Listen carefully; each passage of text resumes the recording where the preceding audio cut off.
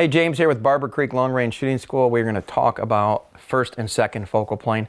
A lot of different scopes on the market nowadays, but bottom line is first and second focal plane is what we use for the reticles, and there's a difference, and you got to understand the difference. First focal plane was what the military used and a lot of PRS guys use because they don't have to remember what power setting they're on for the stadia lines to equal a measurement. So for some folks it's easier. Doesn't mean it's better, it's just easier. Second focal plane is probably what 80% of the scopes out there are nowadays, and what we most of us that are over 50, like myself and Alan, not Keith, he's still young, but we grew up on second focal plane. Second focal plane is designed to be used at a manufacturer specified power setting or maximum power for each stadia line or a hash mark to equal 1 minute, for instance. So I'm going to go ahead and show you what this looks like. First, I'm going to run a second focal plane scope. I'm going to get on our bear out there at 925 yards, and what I'll do is as I zoom out from the bear, you can actually see that the target shrinks, but the reticle never changes size.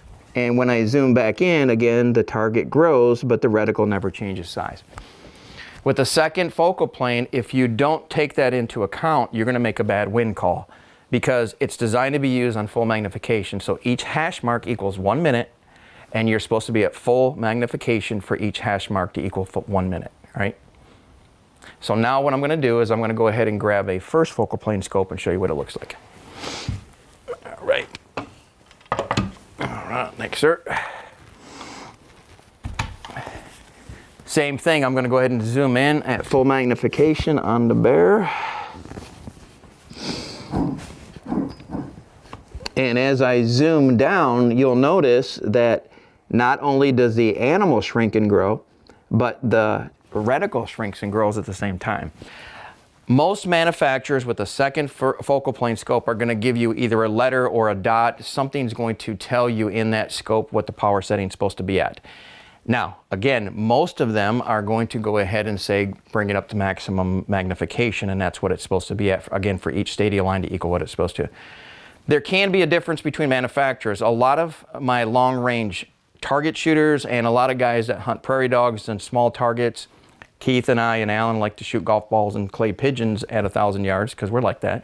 But a first focal plane on some manufacturer scopes will be so thick, the lines, that it covers those small objects.